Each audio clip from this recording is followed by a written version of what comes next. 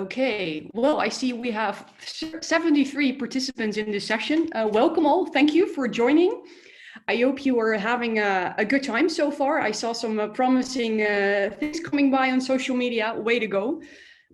This session is all about, well, what I'm working on, and the title is How to Transform Your and Our World, and my views on this and some things for you to take away from this. Well, who am I? My name is Andrea van Herk. I'm 36 years old. I have my own business, which is called the House of A, where I coach young people, and I have a writing business. And I'm a lecturer coach at NHL Stenden, which is a university a University of Applied Sciences in the north of the Netherlands. So I'm originally from the Netherlands, which you can hear in my funky accent. Let's give it a go. Well, what did I do? How did I came in this session? So I studied criminology. I also studied financial law. So I have 2 degrees. I started my career in 2006 with KPMG Forensic and Integrity. And I worked in that industry, financial industry, consultancy industry for 10 years. So I worked on compliance, ethics, integrity, and governance. And then in 2016, there was a moment in my life where I decided, okay, I need to go do something else. So I left that career. I left the house I was living. I was living in Rotterdam, the port city in the Netherlands. And I founded my own company, and I started coaching students, young professionals, and I became a lecturer last year. So what drives me? I'm really interested in behavior. I am in decision-making, in creating awareness. And besides that, I love to surf. That's what I have been teaching myself over the last couple of years, which is painfully difficult. And my slogan, and I think I said that in the introduction of this workshop, we need to be aware, and we need to be the change that we wish to see in this world. And that's what I want to talk about you. So what are we going to do this workshop? It's like it said, it's on change, well-being, and transformation. And I want to give you a little insight on the things I am working on. So both in business and my private life as an educator, because for me, all is connected.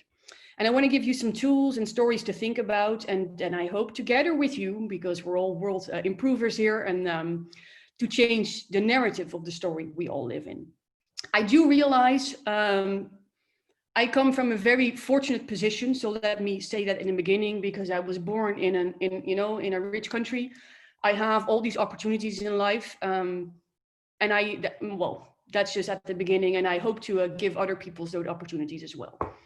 So we have, 45 minutes. Sit back, relax, and enjoy the ride, is what surfers say. So let's start. First of all, I'd like to, because you got a lot of information over the last couple of days, and I just wanted to have a little check-in with yourself. Like, how are you actually doing at this moment in time? So what do you feel? So sit comfortable, relax in your own space. And then I want you to think a little bit about your future. I know we're talking about the future of the world, but I just wanted you to focus on like the next 5 years of your life. What would you love to do? And this is not, you don't have to write down very hard things, just what do you love doing? And I just want you, I do not know if you have a paper or a pen ready or your telephone, write that down. 3 words. It could be anything. So I give you a couple of seconds, because don't think too long. It should be just what comes to your mind. What do you love doing? Okay, write them down. So what are we going to talk about? Well, first of all, like I said, I want to change the story and the narrative of the story of what we all live in. What I was wondering if you know, like, how many thoughts we have as human beings on a regular day. It could be interactive, right? So someone can respond in the chat. I think that's possible.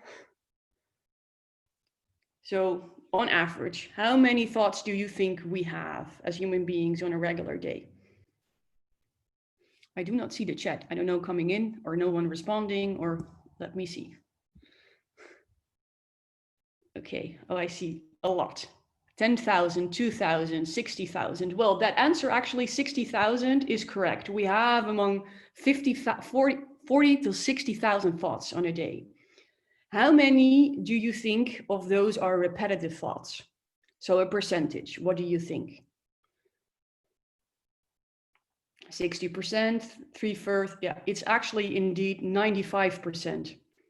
So 95% of the things we think about on a day are repetitive thoughts. And then I'm going through this a little bit, but we have only 45 minutes. So I see someone thinking about food. So you think a lot about food. Okay, that's fine. How many of your thoughts do you think are actually positive thoughts?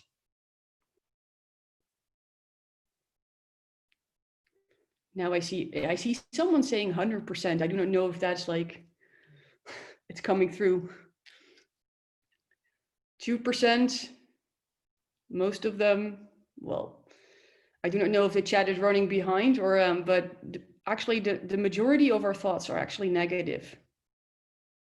So only a quarter of our thoughts that we think of on a day are positive thoughts. So I hope you understand that, and that's actually what I'd like to tell you here, that if we have all these negative thoughts inside our minds or in our own brain, how then we can go out and have positive conversations and change the world, because that's what we're aiming for. So one of the things I have been working on personally over the last couple of years was changing my inner narrative. Because my parents already called me a world improver and a change maker when I was 16 years old. But in a certain way, I was never capable of really aligning with what I was doing in the outer world with what I was thinking on the inside, because I thought it was never enough what I was doing. I do not know if you have any of these repetitive thoughts like, it's never enough, I want to do this, I'm better, I'm failing. That's not helping you in getting where you want to be. So one of the things you can do, and this is what I have been working on the last couple of years, and it sounds maybe a little bit woohoo for some of you, but we'll get to the business and changing the world part later. If you change the narrative on the inside by, and this is some things how you can do that, like positive affirmations, like, I can do this. I had to say it this morning, again, also to myself, like, I can do this workshop. Counting your blessings. Every day, even in tough times, there is something you can do to count your blessings. So write it down in a journal, buy a small notebook. And this is actually also science, because this actually makes you feel better. If you list 3 things every day in a journal, which you are thankful for, that will help you practicing gratitude when you go outside into the world. Go outside into the world. Also, appreciate what you have achieved. I know you all want to achieve a lot of things. We all want to achieve big things in life, right? But before we won that Nobel Prize, or we wrote a bestseller, or we inspired a lot of people around the world and make poverty go away, we also have to work on, achieve the small steps and be grateful for them and happy that we achieve those things, and actually that we are here together with all of us. And also, I know this sounds maybe a little bit cliche, but honor your body, take good care of it, because it is your vehicle you need to navigate into this world. And that is what you need to go out there. So this is on the, I see some things in the chat. Let me check, because it's on the side of I cannot see everything on the same. Okay. So I hear you now thinking, okay, nice, but what has all that to do with changing the world?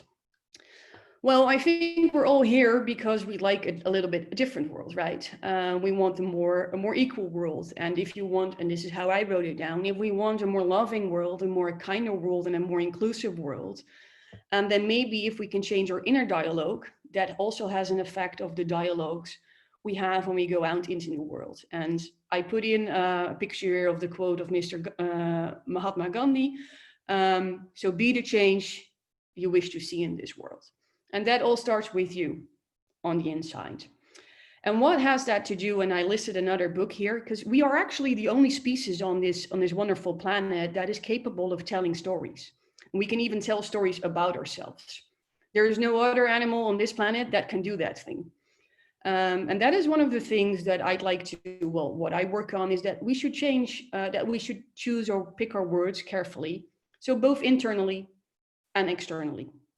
And also that we should tell the true story. Um, because what kind of stories do we actually tell about ourselves? And what do we teach as educators? I do not know if you ever heard of the Stanford Prison Experiment. It was an experiment in the 70s done in the US on the Stanford University. And it was actually found later that that experiment was manipulated. But that experiment was requoted a lot in research on that people were actually selfish and that we you know, were evil beings underneath a thin layer of, well, civilization. Well, actually, it is the opposite way. And it's actually a Dutch guy. His name is Rutger Bregman. I listed this book to my students as well. Like, you should really read this one, because it's about humankind and it's a hopeful history. So what he has been doing in this book, he's been looking into like scientific data, scientific experiments, and also real life cases, and he lists them all in this book. It's really easily written about what kind of beings are we actually. Um, and we are actually very compassionate and empathic and social beings. The only thing is that we created a world and we created all kind of systems that people become selfish and individualistic. So, and because we are living that story and we embedded that in our corporate, governmental, and our societal DNA, that is where we need to. I think we need to. I need to work on. So my idea is: so what if we could rewrite this narrative? Because what if we are in fact, and we are, empathic social beings? Then what can we do? Well, the world needs leaders, and you're the future leaders who can do this. So we need leaders who have awareness, who know what's going on in the world, who can show vulnerability, who can show empathy, and are conscious.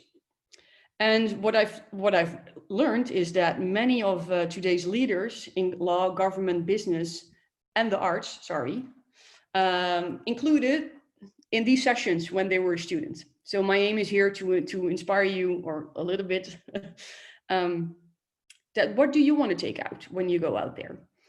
And so it all actually starts with you. So who do you want to be? And what kind of world do you want to live in? What kind of life do you envision for yourself and your freedom, for your family?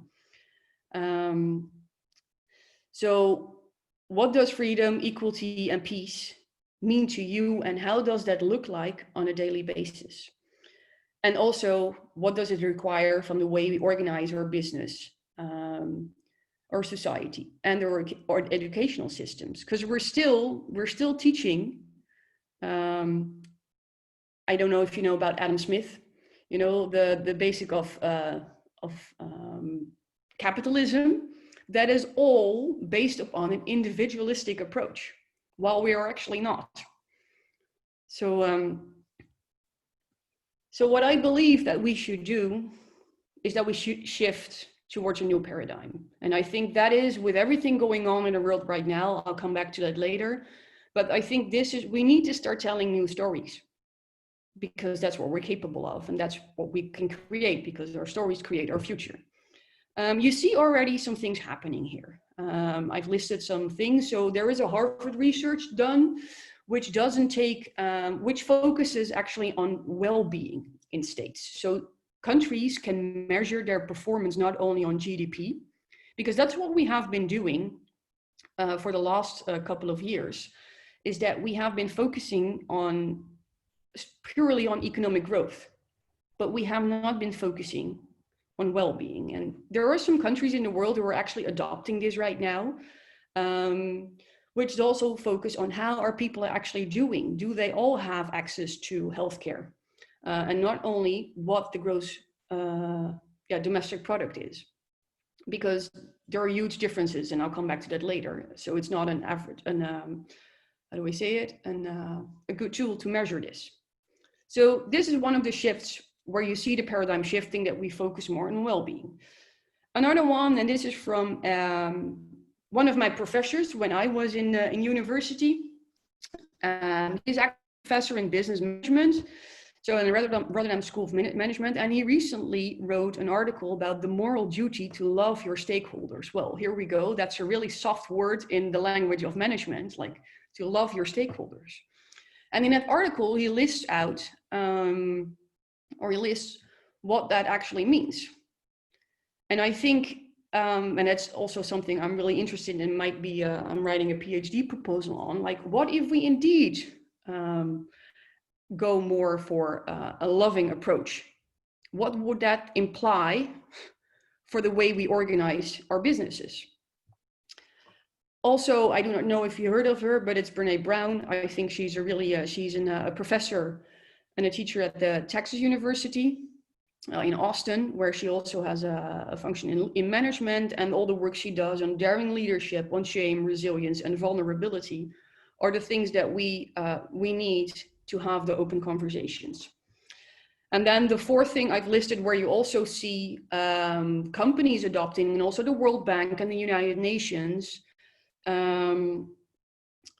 like, are we above nature or are we part of it? And the last couple of years, we have been treating the world as if it's a, if everything is there for free, what grows there. We have been using the natural sources of the earth, what it produces in a year. We have been using that in half a year. So that means that we put ourselves above nature, but we are part of it. And you see these kind of solutions, that we're part of something bigger than only us human beings. You see that also shifting right now within organization. I think all these things show that we can write a new story and that we're part of something bigger. And I brought here an example of one of the leaders currently who has been praised for this. And that's the leader of New Zealand. New Zealand is Jacinda Ardern. You probably know her. She has actually been listed as that she is a political leader who's both empathetic and compassionate, while she also needs to make tough decisions. So what I think we really should do all together here with everything what's going on in the world is that we should rethink the society, business, education, and democracy in a way that serves us all. So a way that is inclusive and that indeed treats Mother Nature as our one and only home. And that one of the things also that value is the sum of social, environmental, and financial value. So it's not just financial value, what we have been focusing upon. And I know this sounds really simple, but the large part of all the systems we still have in place still put financial value at the top, While we're, so this is something I think where we can make the shift, and that is what is needed in this world. And when I was just talking about that approach on focusing on well-being, I think this is one of the examples what's going on in the world right now, when we really focus only on financial value and when we only focus on GDP. Because we have a huge gap, the gross domestic products in countries might rise because there are 1 or 2 billionaires there. But still, the inequality between the world's richest populations and the poorest population only becomes bigger. And if we keep measuring only on financial growth, then we will not tackle this, because we need to include the well-being of the whole population. And if we measure that differently, we can do that. And this is also one of the things taxes is a way that we can do it. And this is also the writer of that book, Rutger Bregman. He got really famous, that I just listed. He got really famous when he was in Davos in 2016, where he was in a room with all the world leaders of the world, and he literally said that there was one solution to all the problems we were discussing, and that was taxes, taxes, taxes. And that was like the audience was shocked. You can Google that. But indeed, there is, I think, a key to his story that if the richest 1% would only pay 0.5% extra, that would already create like 170 million jobs in sectors such as childcare, education, and health. So this is all about, for me, rewriting a paradigm, rewriting our story where we want to live in. And that also has to do with health. I see, by the way, a lot of things happening in the chat, but I'll the most important questions, I'll come to that at the end, because then there's a Q&A. So we also need to rethink health. And that's also an example, like how can it be that we have 2.1 billion people in the world who are actually obese, while 820 million people are starving? And again, this means that we need to redesign the way we measure. We need to redesign our healthcare systems. But I know you're all working on that to change the world. But I think these are two things, including with the biodiversity, and that we're part of a larger, a larger scheme that we need to tackle. Okay, and then this is for you, like, okay, we got it. We need to be aware about things happening in the world, and we need to change the narrative on the inside. So rewrite the story, and we need different leadership, but what can I do? And like I said at the beginning, I come from a position where I can actually do this, but still, I also needed to break free from the expectations that were on me and what I was supposed to go do in this world. But what I wanted to tell you is that, what can you do? Well, I alone, and then I brought two quotes of Mother Teresa, like, I alone cannot change the world, but I can cast a stone across the water to create many ripples. And I think that is actually true. And that means that every day you get up and you try to make a conscious contribution to improve your life, and because then you'll also improve the life around you. And that is, well, it's one of the gurus, he's from India, Sadhguru. He is also an advisor to United Nations. So like what he says, if you want to enjoy success before all external situations, first you have to work on what's going on inside of you. And I think if we all do that, and that is also actually in science-based, that like, no matter how insignificant your contribution may be, like if you go out today and you help someone cross the street, or you give someone some food, or all these small points, they create ripples, but they also could be the tipping point. Because in social science, it's investigated that, or researched, that we need, if we have a certain amount of people fighting for change, or being that change, embodying that change, it could be the tipping point. Where things start to shift. And if we do this all together, if we become better persons ourselves and we show better behavior, we could actually influence our governments. We could influence the projects that we take on, that we shift. Because that is what I think that is what we actually can do. Okay. So what can you do? At the beginning of this, at this presentation, I ask you to write down 3 little words, what it is that you love to do. And I listed here a quote from a song. I do not know if you know him. It's Macklemore and Ryan Lewis with Ed Sheeran, and it's a growing up song. And it's a song they written for the child. He was about to, he was about to become a father. And it says, and I'd like to rephrase it, like, don't try to change the world. Find something that you love and do it every day, and do that for the rest of your life. And eventually the world will change. And it's the possibility of having a dream come true that makes life worth living. So I want you to, at the beginning, I know this really fast because we only have 45 minutes, but what I'd like you to do is at the beginning of this presentation, I ask you to write down 3 words, what it is that you love to do and you'd like to dedicate the next 5 years of your time to. Look at those words and see where they could take you. And Because once upon a time, I wrote down 3 little words. And those words were, I want to write, travel, and do yoga, which was totally crazy because I was working in finance. I had a career, I had everything. But I dared to follow those 3 words. And because I dared to follow these words, everything in my life began to shift, because I began to shift on the inside.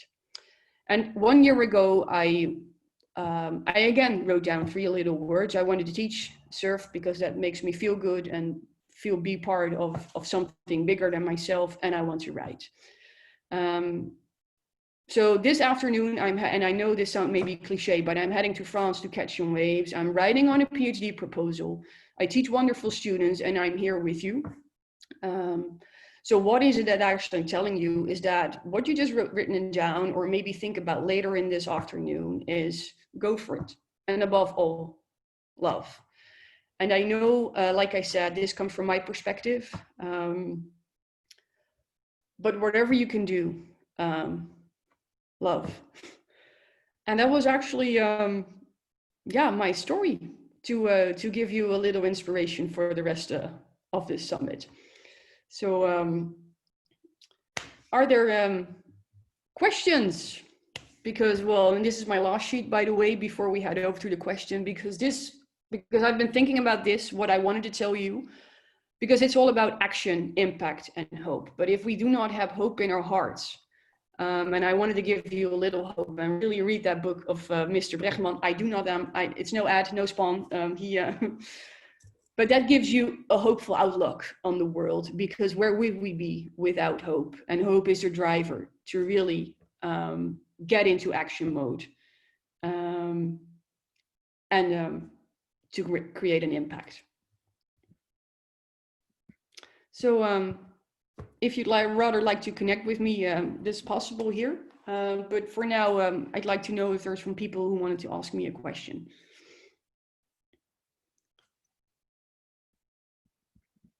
So I can see the chat. I see. Okay, I see some. Would you like me to pick out some questions for you? Yeah, that's fine. Or Okay, so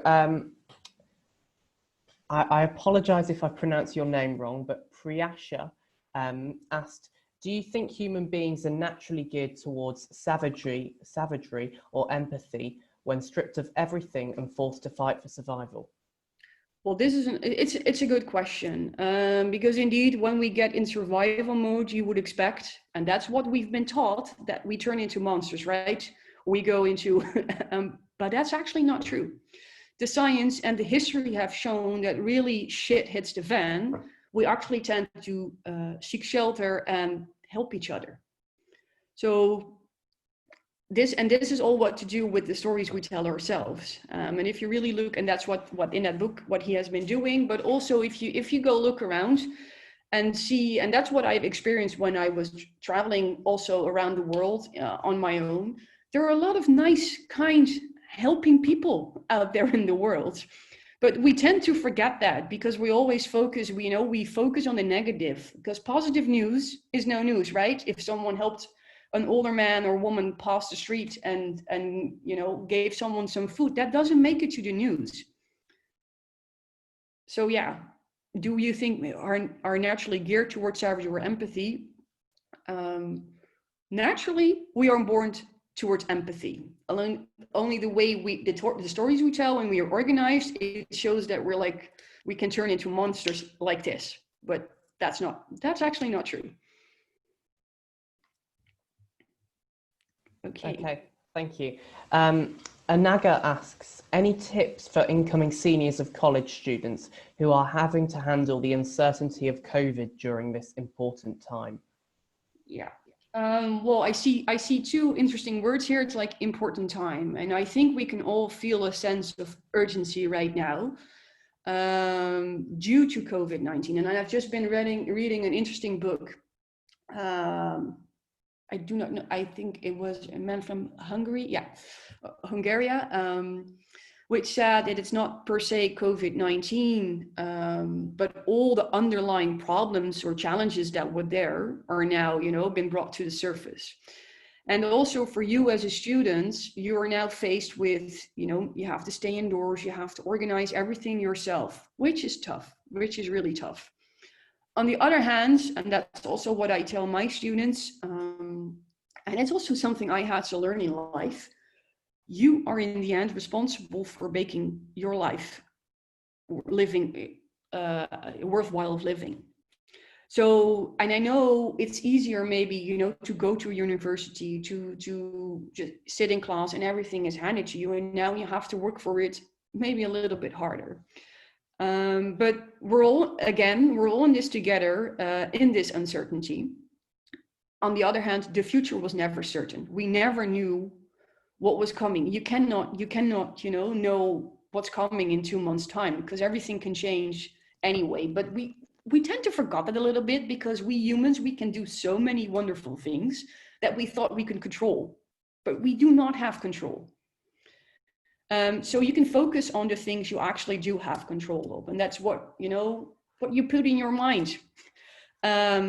Don't watch too much negative stuff. So feed your brain with things you love. And I know this might sound, but like if you like art, or draw, or do something that makes you feel good. And also, take care of, what you eat, drink enough water. And it sounds really simple, but if you keep yourself healthy, it's also easier to handle this uncertainty, because there are some things you can control, and that is what you eat, the amount of hours you sleep. And that's also, I didn't put it in here, but I think that's also one of the things we haven't, we still see it happening, that we see CEOs, big leaders promoting that they only sleep 4 or 5 hours a night. So, well, the average hours you should sleep is between 6 and 8 hours. That's just science, So we're also, in a certain way, we're promoting this culture of exhaustion and you don't have to do that. You're allowed to have 6 hours, 8 hours sleep, and feed yourself with positive things, with healthy food and healthy healthy thoughts. And well, that's what you can do, and also work together with your lecturers. I know they sound sometimes are maybe distant or far away, because but I'm also a lecturer, and one of the things you want as a lecturer is that your students are actually happy and that they like what they're doing, and that, because then they're learning something. And I'm not telling you that it won't be a struggle sometimes, because sometimes if you want to learn something new, that is sometimes a struggle. But try to work together, because we're all in this together. So, but use it also to, maybe you have ideas, put them forward. Why not? Because we can rewrite the story. So okay. I hope that answers the question. Yes, thank you. And I believe Aria also asked a very similar question, which was, how do we stop ourselves from having bad and discouraging thoughts? So I hope that also answers your question as well. Just before I take any more questions from the chat, Amema from our press team, do you have any questions?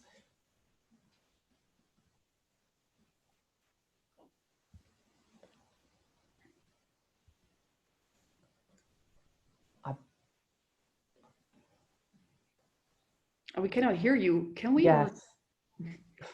I think you're muted, or you have to type it. I think she has to type it. Actually, she's put it in the chat. Yes. Okay. So in the meantime, I will find another question. So Geraldine asks, what would be your advice for those who are struggling financially and feel unable to pursue their passions due to such constraints? Yeah, this is always, and that's why I started also with, I am in a fortunate position. On the other hand, I also had to take some risks in my life. And this is, and I know finance can be, or money is always a mean to an end. That's how I see it. Because yes, indeed, you can get education, or you get some things for it. But start small. And I think that is, and make, how much money do you need for what you want to accomplish? make a plan. And I know this sounds maybe very, very easier said than done, but I also have to make, a budget and a plan to reach for what I want. So whatever you are, make a plan like, okay, how much money am I making at this moment in time? What do I need to go there? Can I seek for help? Can I ask for help somewhere? Is there a way I can get sponsored for this? Or because I know there are opportunities sometimes that are, and if you go out, and that's maybe the thing, if you go out and, out on that journey of organizing your life around what you really want to accomplish, then I know for sure things will come your way. And I know this sounds maybe a little bit like really, but this also happened in my life because I dared to go out and leave my comfort zone behind. I started to meet people who could help me or who could, make a contribution. And this is also how I ended up here, because you're on a path and you're focusing on something you want to accomplish. So then work for it.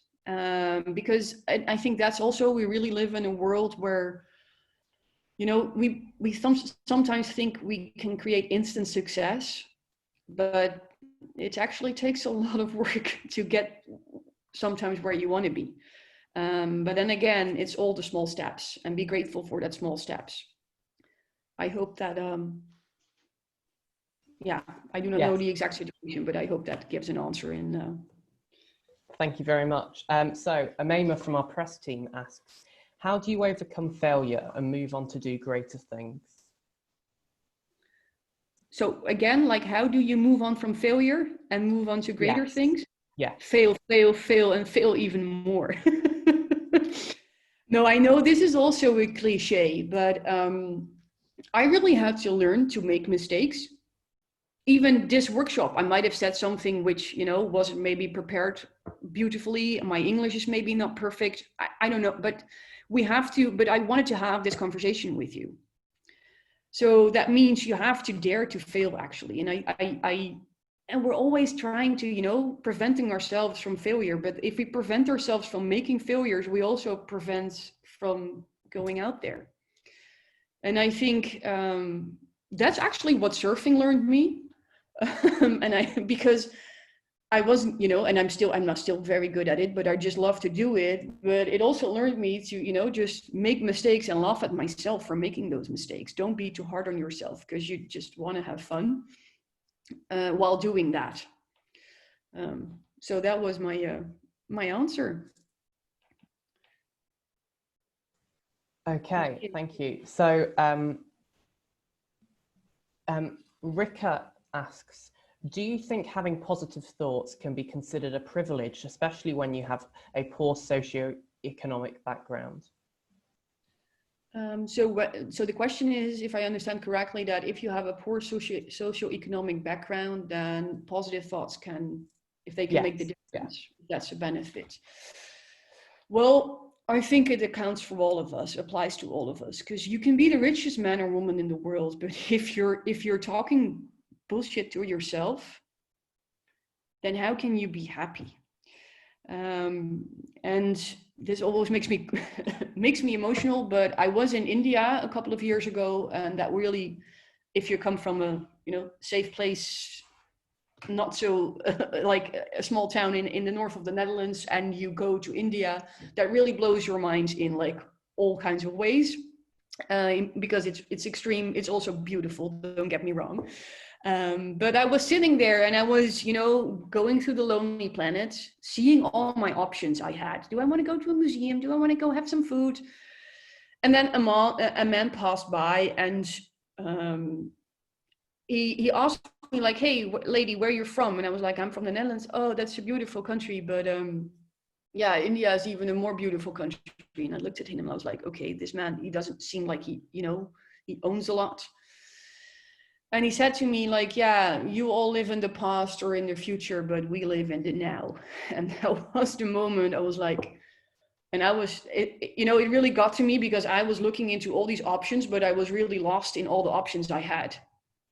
And that was the moment I decided, okay, this man, he might not have all these options I have. but he's here now and he's happy. And don't get me wrong, I'm all for providing, you know, food and basic needs. We need that all around the world, and we're actually in the position that we can. We're actually in a position now as human beings, that's also what we do not tend to focus on, that we can actually create that for everyone all around the world. But yeah, so if having, I think, better, more helpful, mindful thoughts, or, you know, sometimes let your thoughts just be for what they are, you don't have to believe them. Yes, that can put you ahead. I really believe, but I don't think that, yeah, that has to do with your socioeconomic status. I think it's something we should all be taught in schools. So. Thank you. So we have about 5 minutes left, so I will ask a couple more questions if that's okay.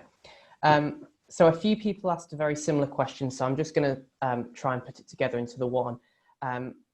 So basically, when we have lots of different ideas and we're trying to do lots of different projects, how would you recommend we manage our time and not get carried away, spending too much time on certain things? Well, this is also something I had to learn, and that's why I said, like, okay, 3 things, list 3 things, and everything that doesn't, you know, contribute to doing those 3 things, eliminate them. Because, and that is also one of my managers once told me when I was working in the banking industry: if you do everything, you do nothing, because then you know, you spread yourself too thin. And this is also something I tell my students: you can rather pick 1, 2, or 3 things you like and love working on, then when you're doing 10 things, because you can create a bigger impact and put more energy behind those 3 things than if you do 10 things. But that's hard, because that means choosing. And sometimes we do not like to choose. I even get, but it already starts with, like, what do you eat? I do not know if you ever go to, like, these big supermarkets, if you have them. I'm sometimes overwhelmed with, like, so I just pick my things. I now know what I need. I pick my things, because otherwise it's too much. Sometimes we also, you know, and that's also one of the things I see among younger generations. We have, you know, oh, they tell you, especially especially more in the Western world, that you see that happening, that they tell you can be anything. And they tell you that you have all these options, but then it's up to you. And then people are afraid to making the right choice, to make the choices, or make the right choices. And that's why they do not make a choice and spread themselves too thin. But believe me, you can rather make a wrong choice, because it will lead you somewhere. So you can rather focus on doing 3 things you love doing. Build your life around that. And they can change. It doesn't have to be that what you pick now, you have to do that till you're 75 or 80 years old. They can change over time. You're allowed to change your words, your life. So, thank you. Okay. I'll take one last question before we finish off this session. And that is, what do you do when people push back on your dreams and personal goals? They probably will. That's part of the. A lot of people thought I was turning crazy, because I seem to have everything. And don't get me wrong, I am very thankful for the path I am walking. But a lot of people will actually, if they're not pushing against them, your dreams are too small. So you should really set them, but turn them, but also do not get lost in them, and don't, you know, because dreams without goals and without action plans become worthless. So you need to work on it every day. And like I said in the beginning, practice that gratitude for what you have achieved already. So, and focus really on, like, okay, what can I do today that contributes to those dreams? And people will say, people will talk, people will always, that's also, we always have an opinion, apparently. But just in the end, and I think that is, so yes, because I saw some comments in the beginning, yes, we are individualistic beings, we can have our own dreams. But if we can unite the world with those dreams, And that's really what I believe in, because I've experienced it myself and am experiencing it myself. Because I started to work on things I love, I am now here with you. I can teach other students to also pursue what they want to do. So I think that yeah, it all adds up to, like, if you engineer yourself in inside, it will have its effect all around you, and you'll get some pushback, but laugh about it a little bit sometimes. Thank you very much. I think we're going to close our session today, but thank you very much for your very inspirational and interesting presentation today, and I think we all have something to take away from it. So just some final announcements. Our 24-hour help desk is open. Please feel free to go along there if you have any questions at any time during the summit. And please head over to your next session as soon as this one finishes. Meenakshi, would you like to add anything before we go? No, thank you for inviting me in your homes or places where you are, and make really the best of it. You only have one life.